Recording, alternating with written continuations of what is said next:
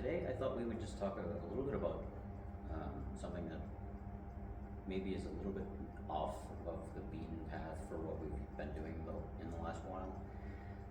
I just wanted to kind of maybe take a break from some of the things that we've talked about and move to something a little bit more,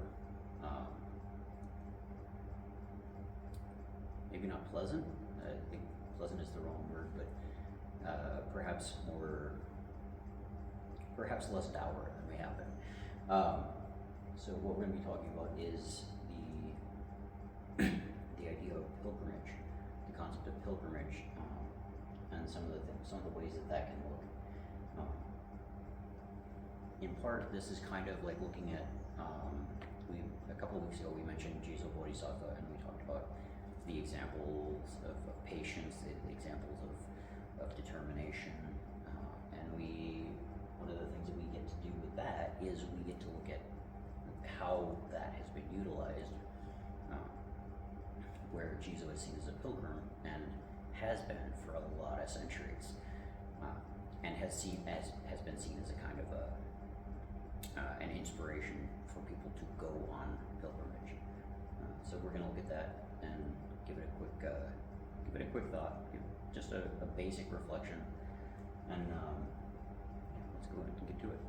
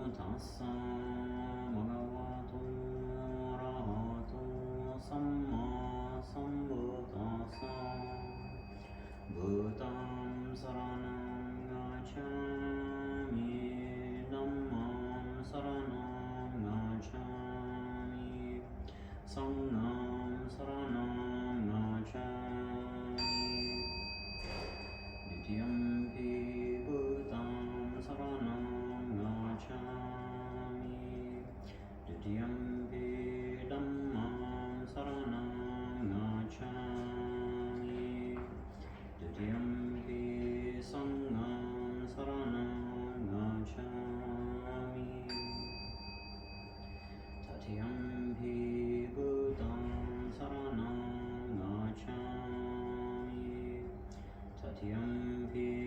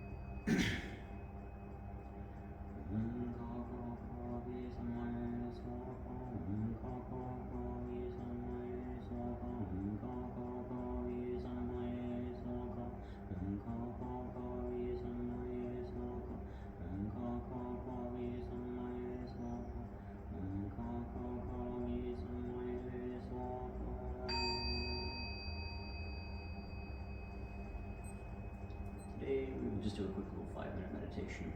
And for those who were not, for those who might have been a little bit more aware, yes, I did chant out of order deliberately.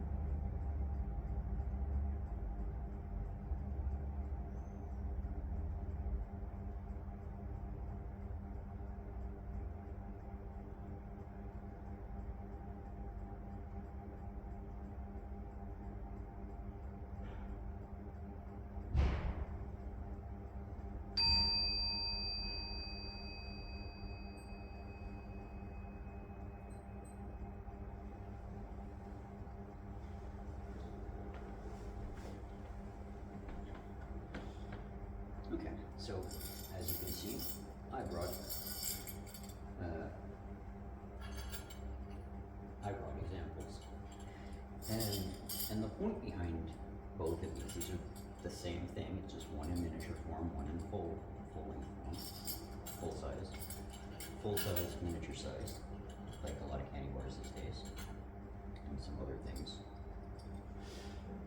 These are tools. These are tools that we utilize when we're going on, when we're taking a journey. They do a lot of things for us, right? We'll talk about kind of what this indicates and what it means. The simple reality here is that you have the base is a kind of is a wood staff of some variety. This one happens to be painted, or not painted, stained a little bit darker than this one. Basically the same wood. The finial is the important piece here, right? The staff is important in its own right, but it is not as important as the finial, the top part. Right? So let's talk about this for just a quick second. And also the reason why I decided to chant out of order, and the reason why I also added in the chant that we would normally do to inspire us or invoke the Jizo Bodhisattva, right? The Bodhisattva of travelers, children, and others who are on the path in some way, shape, or form, but not quite there yet. So, chanting out of order is because when we're talking about pilgrimage, we have to talk about it in the sense of, as pilgrims, we are seeking something. We are seeking answers, we're seeking a meeting with somebody who can guide us, we're seeking a sense of wonder, we're seeking something, right? It doesn't have to be any specific thing, but it usually is something along those lines. And as we go seeking, if we are seeking answers, it's because we don't know them, because we don't know the answer, right? Typically. And so, if we're seeking the answers because we don't have them, it indicates that we are not yet perfect, which is, of course, the natural state for us to be in, right? We are human beings. We are not going to be perfect by, without a lot of effort. And that's what a pilgrimage is. It is an effort being made. Now, the finial that we have is kind of an indication, or kind of a way of symbolically and physically showing that effort. So what you have in the middle here is you have a temple, and the 5 kinds of knowledge, and then you have a ring, which kind of indicates the wheel of samsara. And on most of these, this one included, sometimes you'll see 12 or 4 or 8 rings. This one happens to have 6, and that's because this one is designed around the concept of we are all pilgrims, we are all on the path, we are all walking. So 6 rings, 3 on one side, 3 on the other, and these indicate the 6 realms of the Buddhist cosmology of samsara. The 6 different realms into which one might at some point be reincarnated, reborn, whatever. So each one of these indicates one of those realms, or one of those kinds of parts of reality. And as we consider that, right, we have to look back at why would we put 6 on there? And the answer is because of Jizo, and Jizo's indication that first off, he was not going to he was not going to go into full parinirvana until such time as all the hells were cleared. Now, that's one realm. That does not obstruct him from going to all of the different realms, and he kind of does, right? We see this in the Jizo Bodhisattva, the Siddhartha Sutra, where he travels between the different realms to go and help people get to wherever they're going next. Particularly those in the Hell realms, but not exclusively. You can kind of think of them as, in a way, one of the best ways that I've heard that described is we see Jizo as kind of like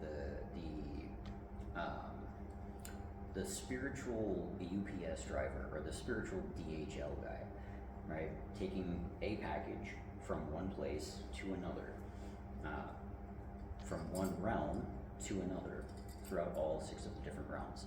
And that's a really powerful thing, because that means that as we're going through it in the human realm is one of those realms, and as we're going through this in the human realm, doesn't mean we're alone. In fact, we're not. And that's one of the many, many, many points of having a staff when you go on a pilgrimage, right? The staff is usually, and this in my home tradition, at my home temple and our kind of parent temples, this is very much indicated when we talk about pilgrimages.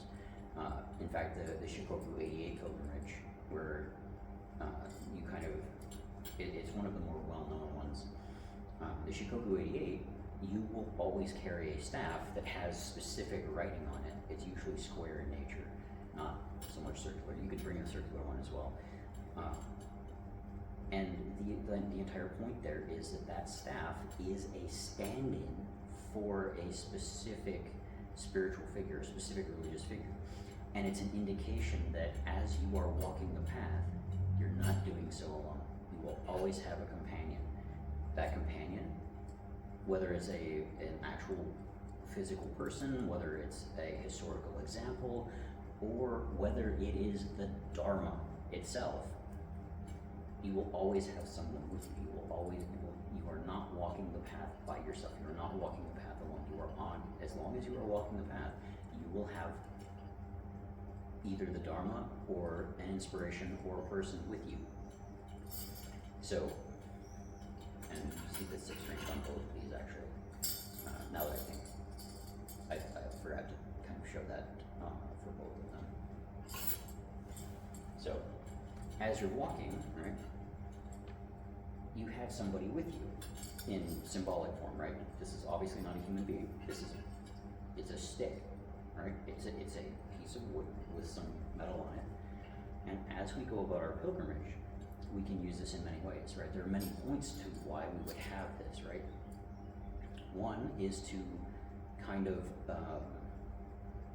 gently inform small creatures of our presence, right? So as we have small creatures who we might otherwise interact with in a not so positive way, this allows us to let them know we're here, and so they can go about making sure that they do whatever they need to kind of analyze and look at where we're going and say, okay, well, maybe I don't want to be there, maybe I want to be someplace else, right? So animals go about their lives, we go about our life, no problem. We live in harmony, we work together, we do this thing. And that's one of the points of the staff. The other, or another one of the main points of having a staff like this, other than having a companion, is that it, as we're going, right, you can kind of see how you fall into a natural rhythm, and this is a kind of a reminder that as we go through and we are on the path, this is a reminder to take that next step, to keep making that effort, to keep going on, to continue forward.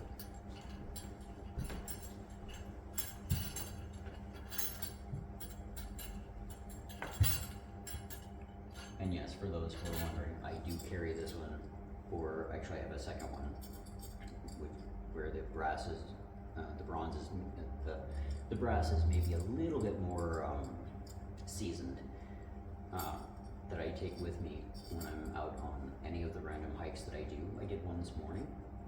I typically will do 2 to 3 per week. And yes, I will carry one of these around. And whether I see a small creature or not, every so often,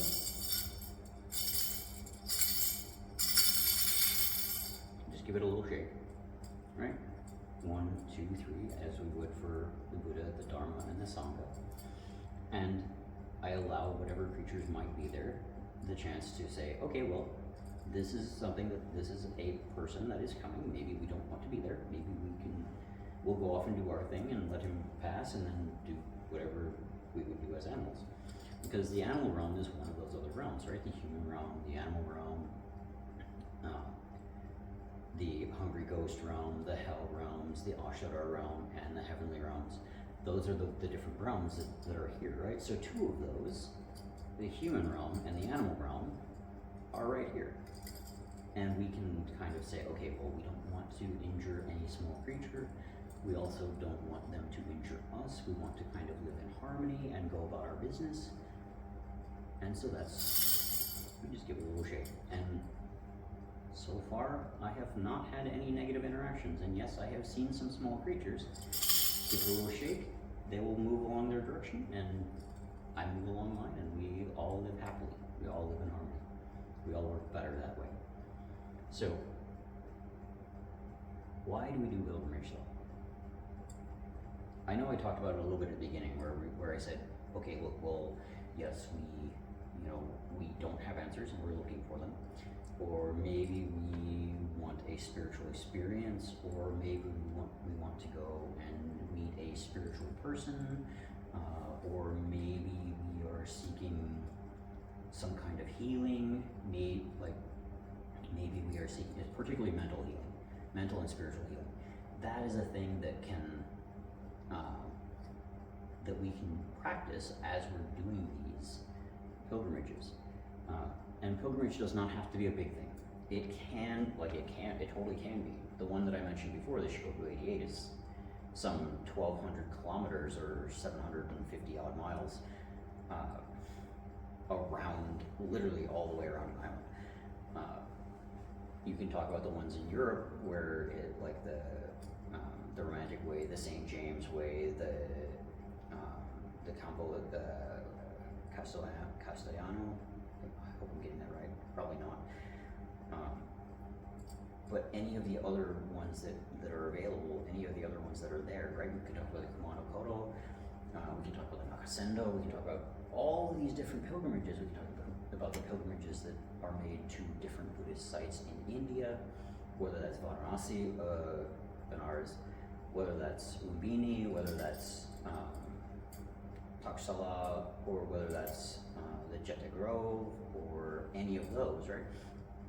There are pilgrimages that one can do, but you don't have to do the pilgrimages there to get the benefit of doing a pilgrimage in general, right? Pilgrimage is literally just, we are taking a spiritual journey, seeking something, we're taking a journey to find some sort of spiritual thing, to maybe work on our own spiritual internal life. Maybe this indicates that we need to do some healing. Maybe this indicates that we need to give something some extra thought. Maybe this means that we are working through something specific in the Dharma. Even a small pilgrimage is better than no pilgrimage. Even a small journey is better than no journey. And all of us are on the path. Making that effort matters, right? These are the tools that we use to do that. Do you have to have them? No, you don't. You absolutely do not. Do I find that they're helpful? Yes. Otherwise, I wouldn't have gone out and acquired them. Because if they weren't helpful, like, what's the point? I find that they do have spiritual, very, very specific, helpful qualities about them, and so I do have them. Do you have to? No. Would it be good as a part of the pilgrimage? Maybe. Maybe for you. Maybe not for some others. And that's okay, right? All of us are imperfect. And as we go about, working through whatever it is that we're working on, as we go about these journeys that we take, these pilgrimages that we take to get closer to the truth, to get closer to that kind of spiritual reality, to that spiritual wholeness, that spiritual holistic sense, perhaps. As we're doing that, the effort is what matters. These will help you, but ultimately, it's the effort that matters. the effort that we make is important. The actions that we take, like we've talked about this time and time and time again, right? As a community, as Dharma Boots, action is what the Buddha was getting at. Action, things that we do, the things that we do matter, because the things that we do, we are owners of and we are heirs of. We are heirs of our deeds, we are owners of our deeds. That's where we get karma from, right? Karma is literally translated to action, things that we do, efforts that we make, things that we choose to do.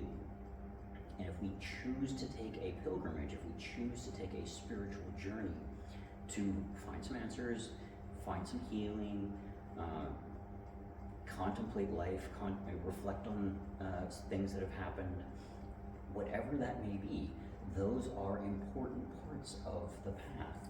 They are important actions that we can take, important efforts that we can make. I think I'm going to leave it there. Go ahead and let me know in the comments what paths or what pilgrimages you have taken recently. And if you haven't taken any, consider it. So. All right, we're going to go ahead and close out and yeah.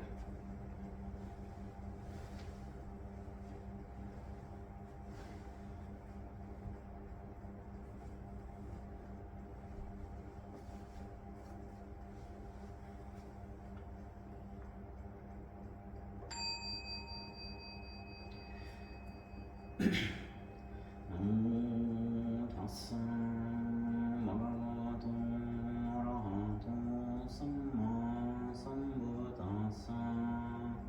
Namo tassa bhagavato arahato samma sambuddhassa.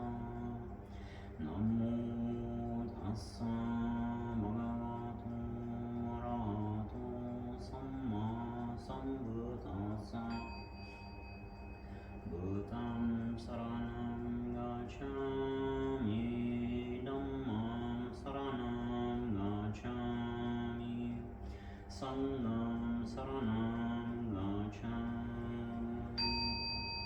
Dutiyampi buddham saranam gacchami, dutiyampi dhammam saranam gacchami, dutiyampi sangham saranam gacchami. Tatiyampi buddham saranam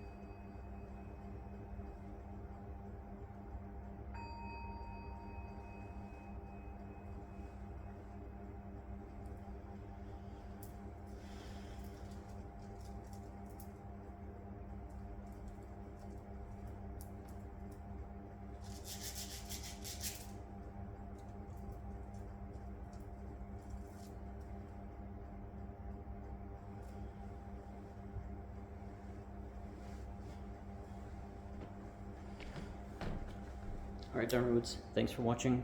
Do post in the comments about some of the pilgrimages you've taken recently, whether they're small ones or really big ones. We'll see you guys next time. Thanks.